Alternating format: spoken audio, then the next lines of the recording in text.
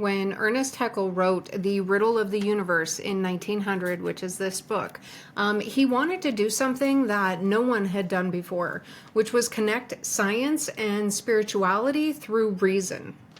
He opened the book by calling this the greatest problem of all. The connection of the physical world with the psychical world. In other words, how do matter and mind fit together? Where does the body end and the soul begin? Haeckel's answer was simple, but it was pretty radical for his time. They don't. They are one in the same thing. Now, he called this idea monoism, which comes from the Greek word monos, meaning one.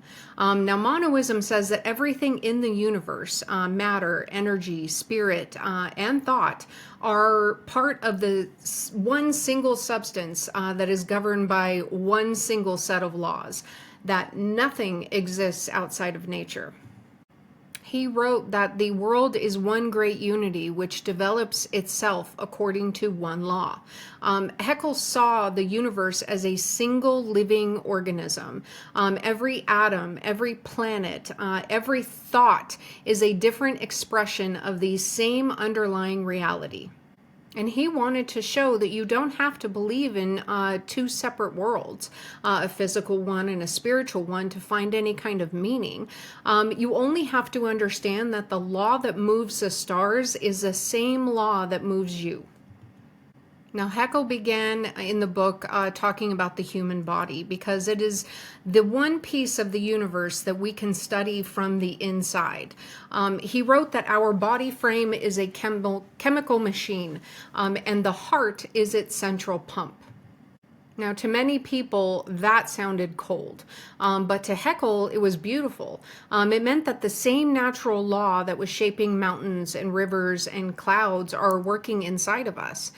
He explained that humans and animals share the same ancestry. The human body differs from that of the higher apes only in degree, not in kind.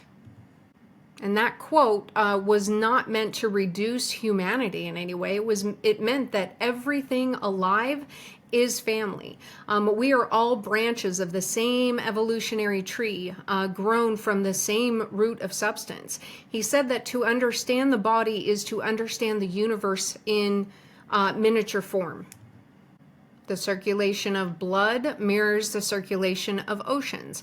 The flow of energy in cells mirrors the flow of energy in stars. He saw no separation, only scale. So the body isn't a vessel that contains life. It is life. It is matter organized in a way that allows the universe to become self-aware. And once you see the body as part of nature, the next question becomes, what exactly is life?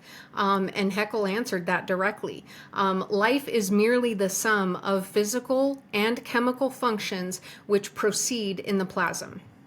To put that into plain terms, life is what matter does when it's arranged in the right way, so to speak. There is no special spark hiding inside of it. Life is the natural result of matter reaching a certain level of complexity. He also wrote that the same forces which move the dust in the streets move the blood in our veins. Now, to me, that line captures his entire philosophy. It means that the energy that turns galaxies is the same energy that turns your heartbeat. The universe doesn't divide itself into dead and alive. It is one continuous field of transformation. For Heckel, life was the visible side of a deeper law, which was the law of substance. And that law says that matter and energy are eternal. They change form, but they never vanish. And that's not just a belief, it is science. It is also what physics now calls the conservation of energy. He called it the eternal law of the universe. And to him, that law was sacred. If everything is part of one eternal process, then nothing is truly lost. Birth and death, creation and decay, they're just two shifts in the same endless cycle. After explaining life, Heckel moved on to the hardest question, consciousness. Where does the mind even come from? He rejected the old idea that spirit was something separate that entered the body. He said that the psychic and the physical are but two sides of the same substance.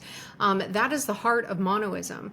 Thought is not something that is outside of matter. It is one of the things that matter can actually do.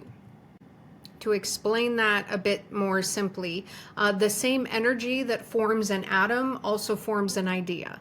It's just kind of organized in a different way. When matter reaches a certain level of complexity, like in a brain, it begins to experience itself. Now, Heckel went even further with this. He said that consciousness is not an exclusive possession of man. Its germs are found in all living substance. That means that awareness exists on a spectrum. It is faint in a plant, stronger in an animal, and highly developed in humans. But it is always there. The universe feels itself through all living things. In his view, every form of life participates in one universal mind. So when we feel connected to nature, or we sense that even the trees or the oceans carry presence, that is not superstition. That is recognition of what Heckel called the unity of all phenomena. So if life and mind are part of one eternal substance, what happens when we die? Heckel answered this as both a scientist and a philosopher. He wrote, "The death of the individual is only a change in the form of motion." In other words, death doesn't end existence. It rearranges it. Matter and energy simply transform. He said that when we understand this, the terrible phantom of annihilation disappears. Fear fades because nothing real can be destroyed. To Heckel, immortality wasn't about a soul floating away. It was about continuity. The elements that make up carbon, calcium, oxygen, and light have all been part of countless lives before ours. And they will be part of countless lives after. When we die, we don't leave the universe. We return to it in new form. He saw this as a scientific foundation for spiritual peace. He wrote that once we understand the law of transformation, death loses its sting and life kind of gains in dignity. Now, from there, Heckel turned to ethics. How should we live once we know this? He said that the highest duty of man is to recognize his solidarity with all living things. Everything is one substance, then hurting another human being or destroying the planet or exploiting life is self-harm. Every act ripples through the same system that sustains us. He believed that morality shouldn't come from fear of punishment or promise of reward, but from the understanding that the interconnectedness of all existence is there. When you grasp that all beings share one law of life, compassion becomes common sense. He wrote that one day people would no longer need priests to tell them what is sacred, that they would see sacredness everywhere.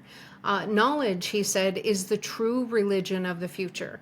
Learning about the universe would be the same as learning how to live well.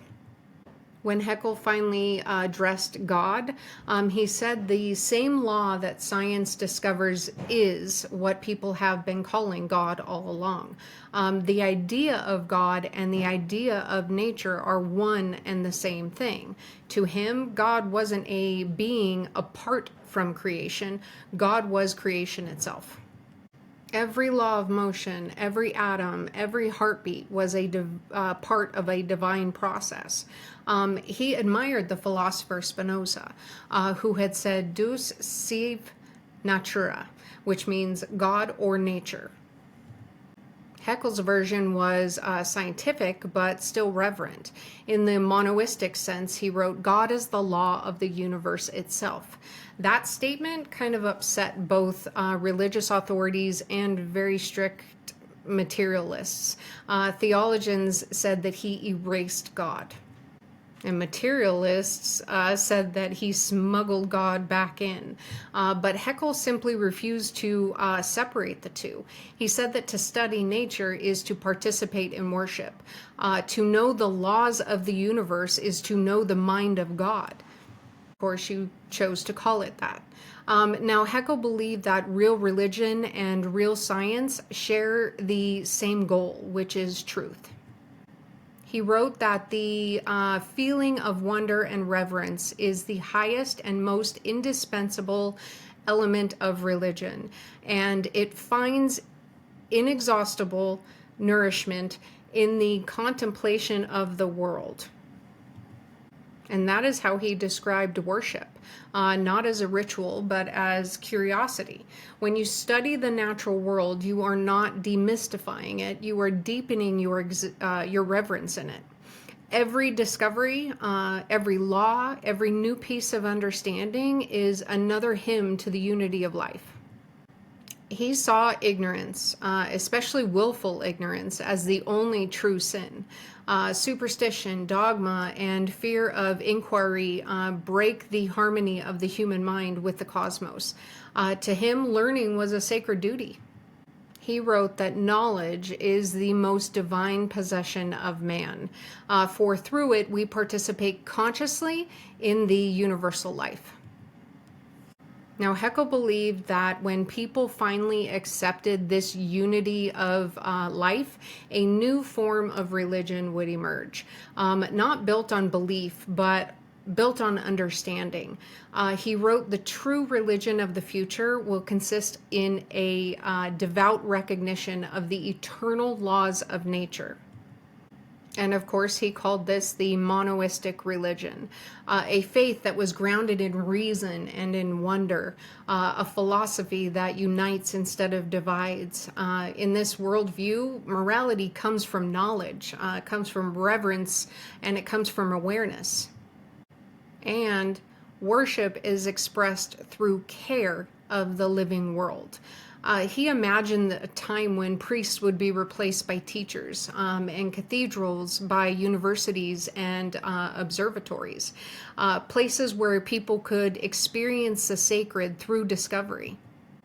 He wrote that in the monoistic age to come, the general education of the people will take the place of the priesthood, and the study of nature will replace theology.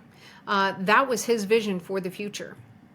A humanity that grows wiser not by escaping nature, but by recognizing itself within it. At the end of the book, Heckel summed up everything that he had taught. All of the riddles of the universe find their solution in the universal law of substance. To him, that wasn't arrogance, it was clarity. He wasn't saying that all mystery is gone. He was saying that all mystery belongs to one field of law.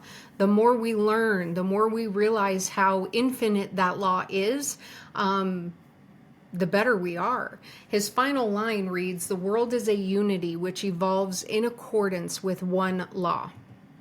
And that is the conclusion of his life's work. That science, spirituality, and morality all meet in one point, the recognition that everything is connected. And when you understand that, life changes. You see every breath is shared.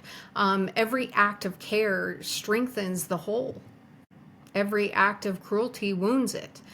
He believed that living with that awareness, living as if you were part of the same heartbeat that moves stars, was the true meaning of enlightenment. That's the teaching of the Riddle of the Universe. Not that the universe is a puzzle to solve, but that it's a living law to experience. When you realize that your body, your thoughts, and your soul are all expressions of the same eternal substance, the distance between science and spirit disappears. You stop asking whether the divine exists somewhere out there, and you start realizing that it has always existed right here as everything. Because in Heckel's words, the monoistic view of the world leads us to the conviction of the unity of nature and of the indissoluble connection of all of its phenomena.